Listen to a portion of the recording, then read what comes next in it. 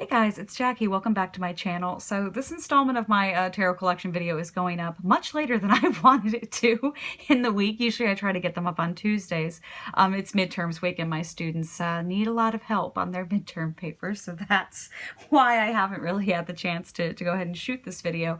This is the third installment of the collection video, and this is kind of the the weird installment, I feel, because this is the category of deck that is, I don't want to say not themed exactly, because that's not really what I mean, but these are the tarot decks in my collection that are very kind of straightforward tarot decks, classic tarot decks. So this includes a lot of things like the classic Rider-Waite-Smith deck, and RWS clones, classic Lenormand decks. Again, just very sort of straightforward decks, good starter decks, I would argue, very good teaching decks. And again, when I say simple, again, these are some beautiful decks, some of my actual favorite decks. But again, these are the decks that kind of didn't fall into any of the other categories, because again, the rest of the decks in my collection, I feel, have a very kind of obvious theme to them, and these didn't qualify.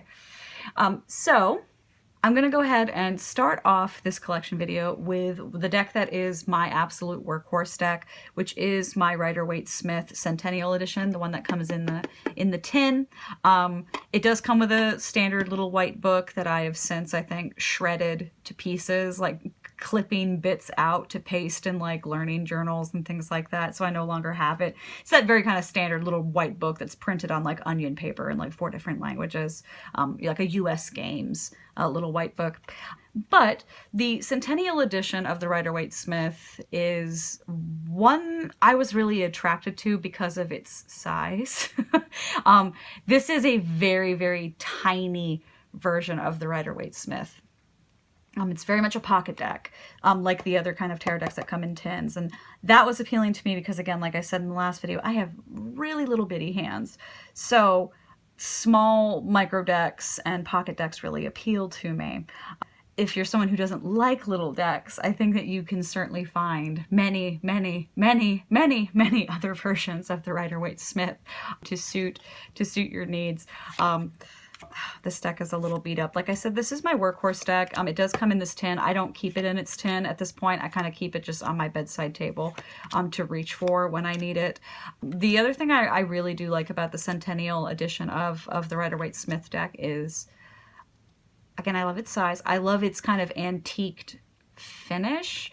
I love that the colors are vibrant, but not, they're kind of mellowed. And I know that's a kind of contradiction in terms, but like some copies of the Rider-Waite-Smith, the colors are so bold and vibrant.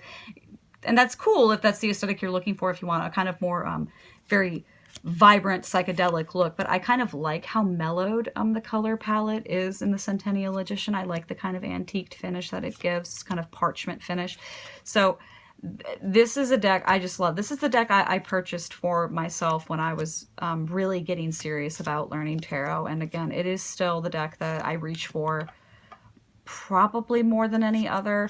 I do have other copies of the Rider-Waite-Smith. Well, one other copy of a direct Rider-Waite-Smith that I'm going to show you guys. But yeah, this deck is my baby. I love this deck so much. And again, if you don't know much about the Rider-Waite-Smith, which, I assume if you're watching a tarot collection video, you probably know something about it, but, maybe not. I have a lot of people on my channel who are here for Booktube content. Then the Rider-Waite-Smith is what we would consider to be the very quintessential tarot deck that was created in 1909 by Arthur Edward Waite and illustrated by Pamela Colman Smith, Pixie, as she was also known, which I'll say more about that in just a second when I pull out my Lenormand deck.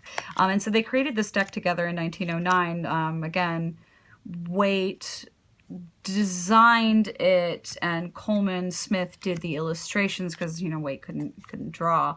And thankfully we have, again, Pamela Colman Smith's beautiful artwork that I don't know, it's so classic. I'm so in love with it. So again, if you want a Rider-Waite-Smith deck that is small, very convenient for travel, I highly recommend this. It's easy to shuffle because it is such a little itty bitty thing, and I'm crazy about it, and I really like these backs, especially compared to my my other Rider-Waite-Smith. I have the very kind of classic yellow box Rider-Waite-Smith, which this one is more of a kind of a beater deck, a study deck.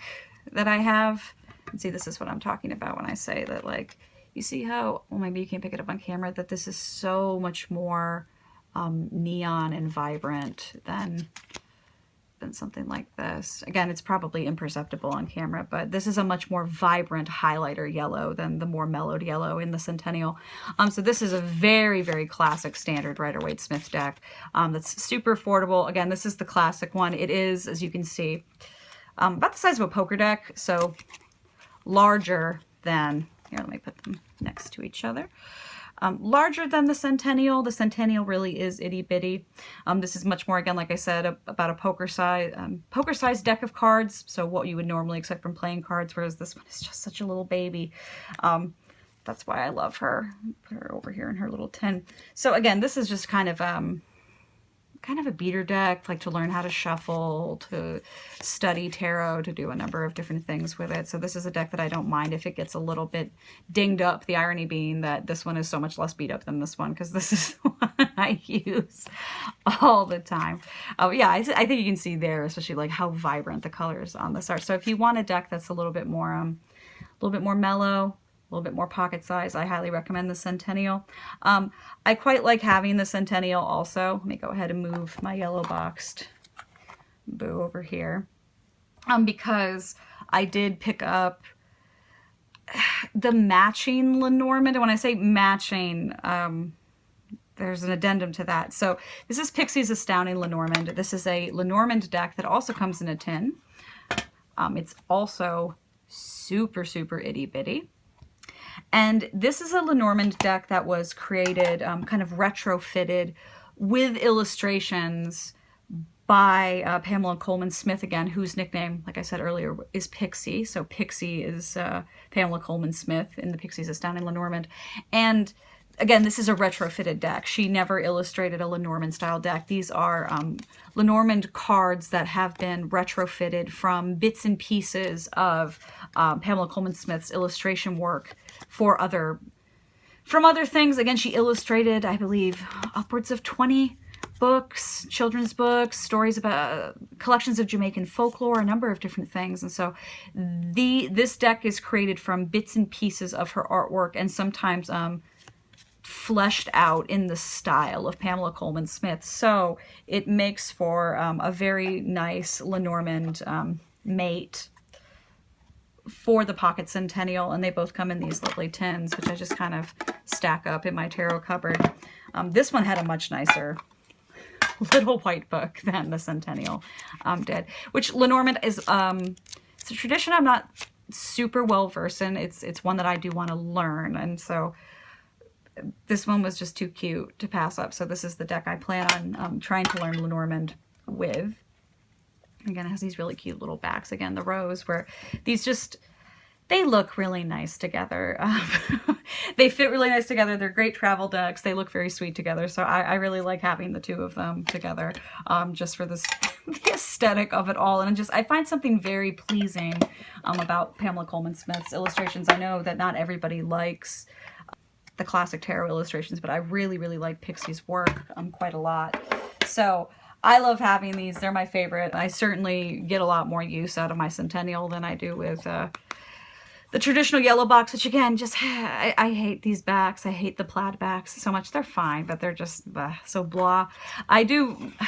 I know I shouldn't. I do kind of want to pick up a borderless edition of the Rider-Waite Smith at some point, like a slightly larger version. But I think you're going to see in just a second how kind of silly and unnecessary that is, considering how many Rider-Waite Smith clones I have.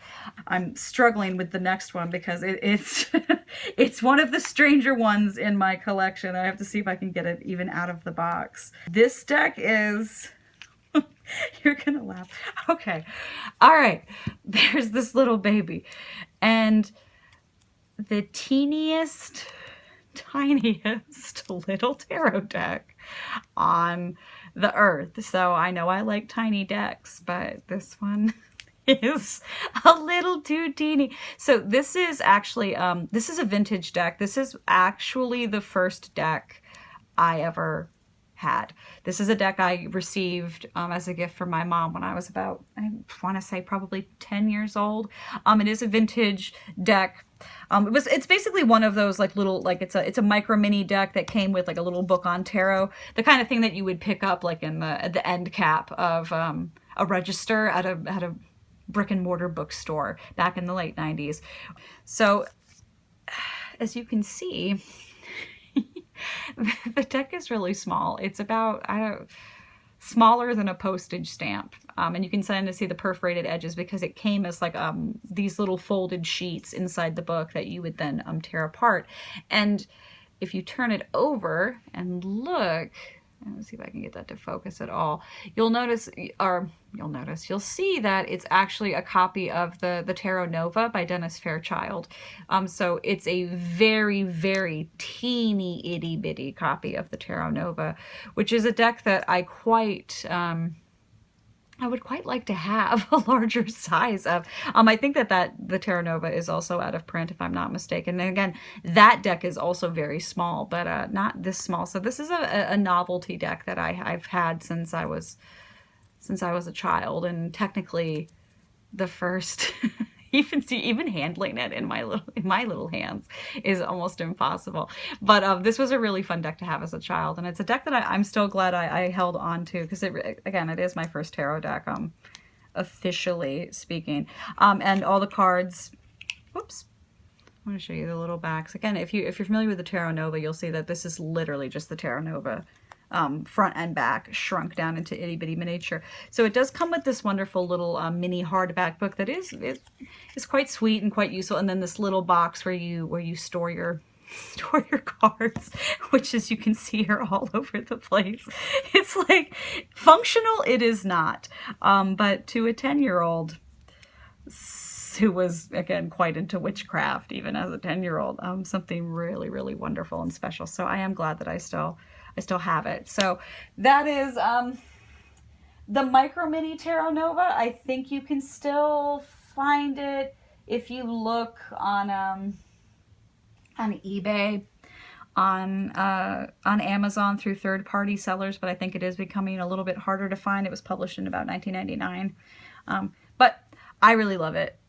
Again, it's a novelty item more than anything else. So if you want to know, again, something to be mindful of and beware of when you're purchasing from a third seller. So some folks have tried to purchase the copy of the Tarot Nova that is about the size of this book, and were unpleasantly surprised when this little deck is what showed up. So try to make sure when you're working through any third-party seller and trying to pick up this deck, to make sure which deck it is you're actually getting, to make sure that is it the Tarot Nova or is it this Micro Mini, because yeah, I would really hate to order a tarot deck and have these little postage stamps show up. It's such a cute box. Again, there's something very pleasingly like vintage 90s about the artwork of the Tarot Nova. So it is one that I would like to find. Again, the book is full color. It's fully illustrated, so all of the cards are in here. And yeah, it really makes me long to have the full-size edition. I'm not gonna lie, just for the sake of it. Anyway, all right, so I'm gonna put her aside for now, and then turn over to another deck that was a gift, actually, from my mom. One of the first tarot decks I was given in about a few years ago now.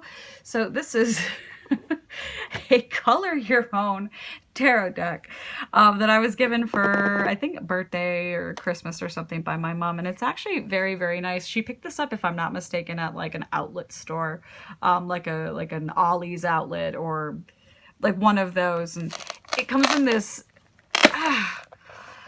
this large hardback book that has a Velcro closure. When you open it up, there is a compartment to store your cards, which are quite large. I'll show you in just a second. And it does come with this paperback book, which is full color, tells you about the history of tarot, and the meanings of all the different cards, and has these fully colored cards. Now, again, the novelty of this deck is that it is a color your own tarot. I don't keep my cards in here. I actually keep them in this little black velvet bag that was separate.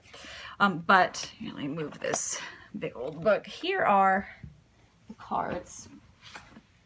And this is a project I've been meaning to get around to for a really long time, and I still haven't, which is to go through and color all of these cards. Again, some of them you can see the back work I have completed, and then here's one that I haven't done yet.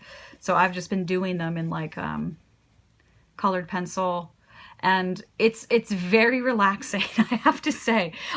They're really pretty cards. Like I quite like this deck, even compared to some of the other Color Your Own Tarot decks that are currently on the market. It has this very kind of lovely Art Nouveau style, which I love, love, love Art Nouveau. As you can see, there's another one that's been colored. Again, I did it in a very, very soft pastel palette to kind of go with the Art Nouveau style. And it's just one of those projects that I really want to get around to. The minors are pips, which makes coloring those kind of a little autopilot-y, which again can be very meditative and a nice way to de-stress. But this one, if I'm not mistaken, is also out of print. But I think you can also find this one through third-party sellers on Amazon and eBay, or again, tarot buy-sell trade groups. I've seen it pop up occasionally. It's also one that, again, I think you can probably, if you keep your eyes peeled, still find at outlet stores or on, like, I don't know, book outlet sites online. Again, this does occasionally show up in the kind of like bargain discount bin of tarot decks. I really like this one. Apologies, my camera decided that I was out of storage space out of nowhere, which I think is probably a fitting metaphor for the size of this deck collection at this point. It's probably a sign. So as I was saying, you can probably still pick this one up secondhand. This is here, let me go ahead and show you the box one more time. This is the box. I think if you keep an eye out for it, you might still be able to pick it up. Again, there are other Color Your Own Tarot decks available online, not in this style, but they are out there if you want a kind of nice project. I think it's an interesting way to study the tarot, to really just spend this amount of time with a card and personalize it and make it your own and color it in. So I highly recommend picking up either this one if you can find it, or again, any other kind of Color Your Own Tarot set. Speaking of Art Nouveau, this is a more recent acquisition into my collection, one that I've been wanting to get my hands on for such a long time, and this is the Ethereal Visions Illuminated Tarot deck by Matt Hughes. And oh, this deck is so pretty. Again, like I said, I really, really love Art Nouveau as an artistic aesthetic. As a movement, and again, I'm a sucker for late Victorian and Edwardian art anyway, so I love Art Nouveau, I love Art Deco. So this one does come with a very kind of, again, standard little white book, nothing to write home about, but these cards are so lovely. Again, the box is a two-piece that it has this wonderful gilding on it, which is carried through into the cards. That the cards are I'm trying to get the shine off of them, but you can see, yeah, the gilding on each of these cards. And again, it's such a pretty deck. Like, I'm in the honeymoon phase with it since I got it really recently, and I just think that it's such a lovely deck. And again, it's basically a Rider-Waite Smith clone, just in a slightly different style. Really great quality for the price point. Again, such a beautiful deck with gilding throughout, which is impressive for the price point. Again, this is a pretty affordable deck. I'm trying to see if I can find some of my favorite cards in here. There's our cover art, the High Priestess. I'm getting so frustrated. I want to find the devil. The devil card in this deck is so beautiful. It's just strange to think about the devil card. Oh God, the death card in this. The death card is so beautiful. The death card looks like it belongs in, oh, just a gorgeous like mural from 1910s, 1920s New York or something. And this devil, which I love, he reminds me so much of the faun from Guillermo del Toro's Pan's Labyrinth. I'm so geeked out about this deck aesthetically. I just think it's so beautiful, and a deck that I'm really excited to work with more. Again, is one that's a very straightforward Rider-Waite Smith deck, but you know, a little different, a little different than my Centennial. These are the backs. So that's Ethereal Visions. Such a pretty deck, and one that I'm looking forward to working with more. All right, so the next deck in my collection is actually one that I picked up at, I think, Books A Million, if I'm not mistaken. I'm pretty positive it was Books A Million. And it's one of those decks that's kind of like a Learn Tarot deck that I was attracted to, because I'm not normally attracted to those kinds of decks, but I was attracted to this one because of the backs, which I think are, I don't know, so witchy and great and fabulous. It did not come with this bag. But also because it's a, well, let me turn it over, a color inverted deck.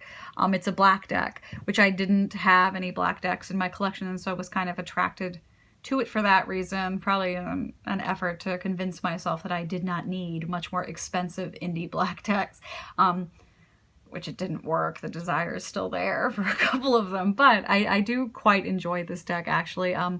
It's called, it has a really clunky name, the way that, you know, those kind of bargain bin learn tarot decks often do. It's called Learn to Read Tarot Cards by Spicebox. So it's produced by Spicebox. It usually comes in this large square kind of clamshell case. It does come with like a little flimsy guidebook, which I seem to have misplaced because I cannot for the life of me find it now. And it is, again, like I said, it's a Rider-Waite-Smith deck, very, very straightforward Rider-Waite-Smith. And I picked this up, it's normally, I think, like a $20 deck. It's not worth 20 bucks, but I had a coupon at the Books A Million, so I was able to get it for like 10 bucks, and it's worth 10 bucks, like easily. Again, this is a deck that I use a lot when I'm learning to shuffle, when I'm just, you know, idly practicing tarot. It's a deck that, again, I learned or tried to learn how to edge a deck in, because again, it's kind of low stakes if you end up messing the deck up, which is, you know, something that's also rather attractive about it. But it's a rather like sweet and straightforward Rider-Waite-Smith. I think that, you know, as a starter deck, this is not bad, because some starter decks that you get in those kind of like learn how to read tarot sets are often not super amazing. Again, I have another one here that I'm going to go ahead and show you guys. Let me move over this one from Spicebox. Again, I do love, I love the backs. That's why I'm just such, I have the worst habit. I am such a geek for pretty card back aesthetic that can really make or break a deck for me. And I know that's so shallow, but I really just love beautiful card backs. There's something about them that are so satisfying to me. The bag I did get at also Books A Million, if I'm not mistaken. It was separate though. It doesn't come in the Spicebox set. It was just, they seemed cute together. So I did pick that one up too. But this other bargain bin kind of learned tarot deck that I have in my collection, which is the Tarot Basics, which I think this is now perhaps out of print, by Evelin and Johannes Fiebig. This deck has been in print several times, I feel, which I'll show you the artwork in just a second. It comes in this actually quite nice clamshell box. It's quite large. I keep quite a few of my tarot books in here, like just tuck away books. It comes with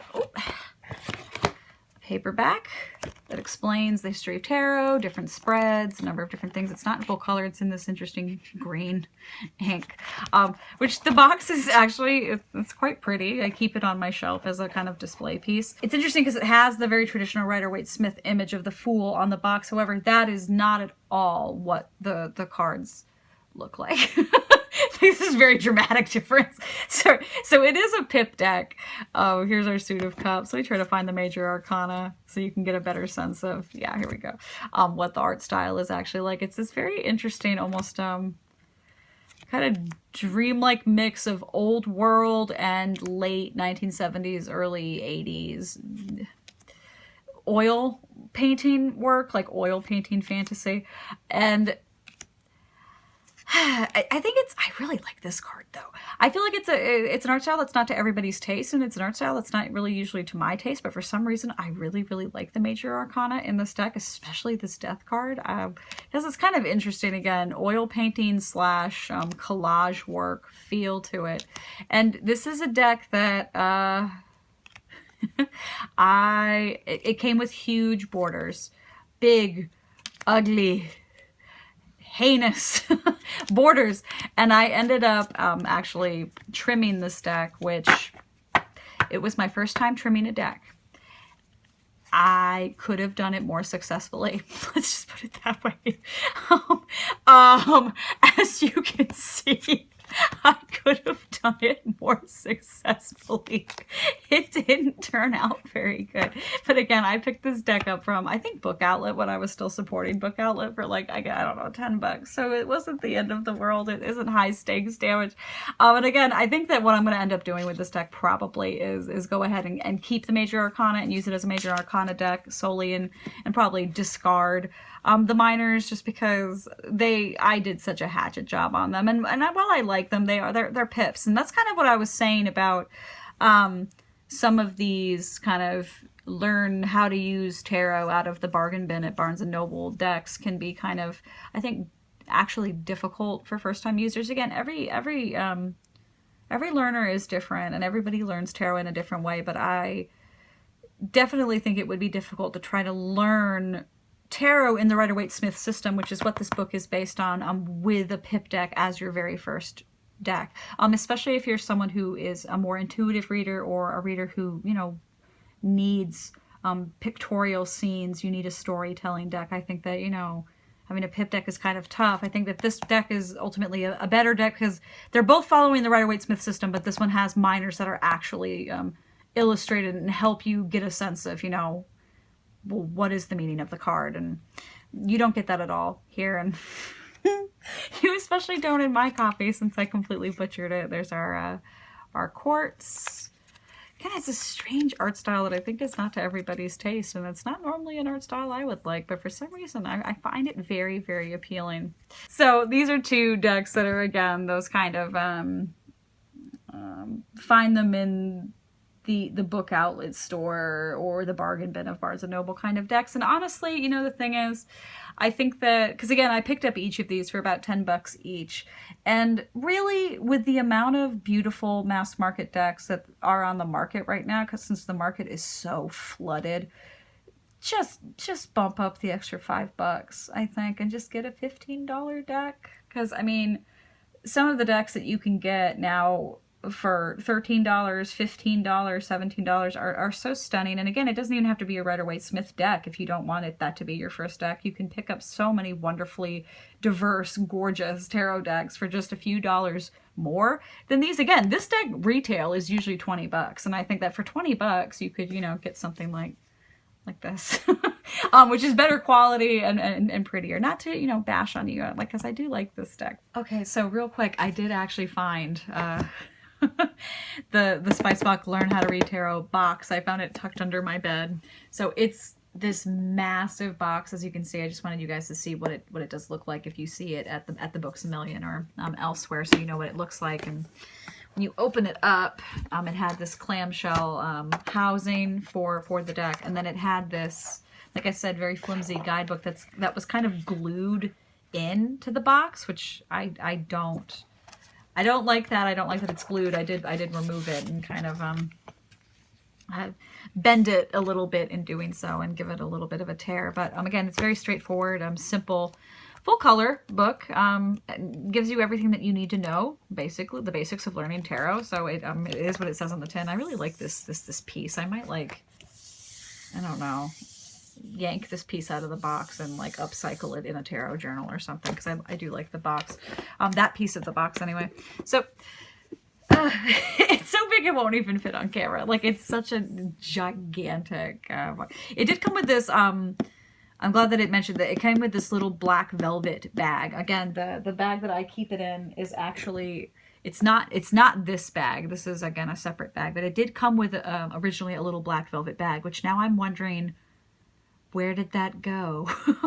I actually have no idea where this little bag went, and I really want to find it, because I just, again, hoard tarot decks, and I hoard little bags to keep them in. But this is the box for the Spicebox, and as you can see, the retail was $19.99. So again, originally this was a much more expensive deck than what I paid for it, and I would not want to pay $19.99 for it, even though it is a deck I do quite like. I think that if you can get it for a bargain, great. If not, there are better $20 decks. All right, so the last deck in this section of the collection is kind of an unusual one for this category, because again, this is a Rider-Waite Smith clone. The artwork is very kind of straightforwardly a Rider-Waite Smith clone. However, this is a notably modern, diverse, progressive deck that I feel like if you have even the faintest passing familiarity with tarot at all, you will have probably seen this deck, which is the Modern Witch Tarot deck by Lisa Sterle. And this deck it's such a beautiful deck. The box is so wonderful. By what's the name of the company? Liminal 11, sorry, which they also have the White Newman Tarot coming out in, I think, January now, and I cannot wait to get my hands on that one too. And it has this really gorgeous two-piece box, this kind of drawer that slides out. Stunning box, which I love to use as a display piece. And when you open it up, you get this wonderful hardback little white book with the Ten of Swords, which is just one of my favorite Ten of Swords cards in any deck I have, and gives a sense of spreads, meanings, all of that good business. It's in black and white. I'm really looking forward. Lisa Sterle is coming out next month with the Modern Witch Tarot Journal, which I love tarot journaling, so I cannot wait to get my hands on that. But for now, on to the deck, which it's so pretty. It's a little tricky to shuffle just because it's quite thick, and it has very glossy, high quality cardstock, which just makes them a little slippery. I know some folks have complained about how slippery the cards are when trying to read with them or shuffle with them especially, which, again, I have tiny hands, so it's a little bit of a pain, but I don't mind just because the deck is so pretty. These are our backs. So the MW, these kind of inverted reversible M's and W's from Modern Witch, which I thought was a smart touch.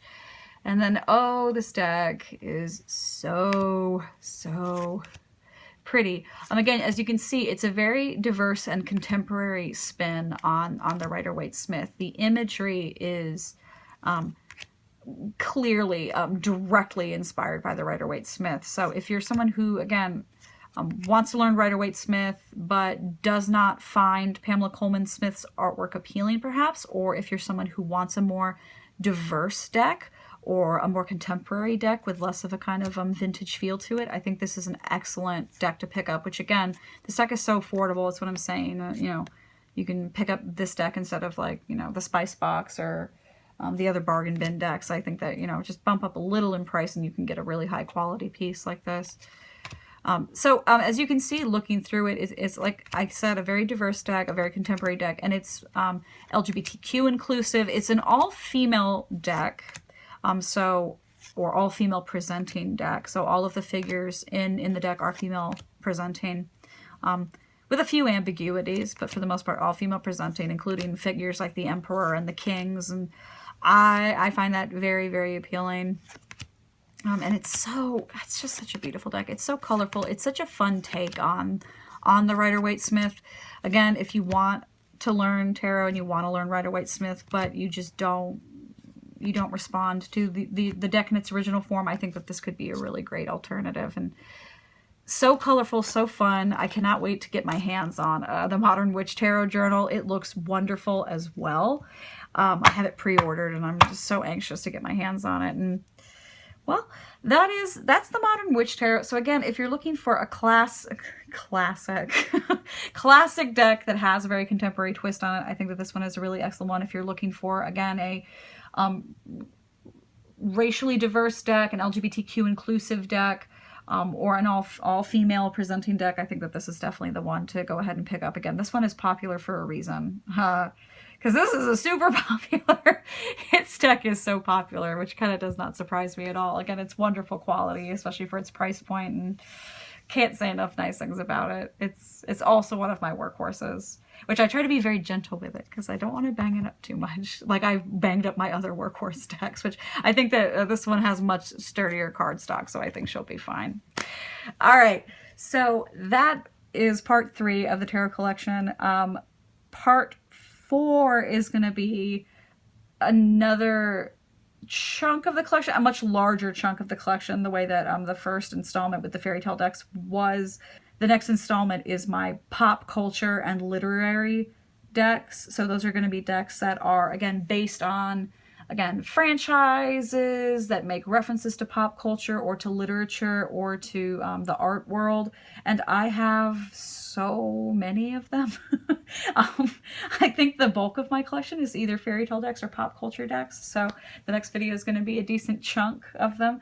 And then after that on the docket is going to be my my spooky decks, my dark decks, my horror decks. But till next time, I'm Jackie. Let me know what you guys think about these decks. Again, when you were learning tarot, if you are learning tarot, did you start with the Rider-Waite-Smith deck, or did you choose something less traditional? And if so, why? And do you like Pamela Coleman Smith's original artwork? I know that not everybody does, so I would be glad to talk to you guys about it in the comments. And until next time, I'm Jackie, and I'll see you guys later.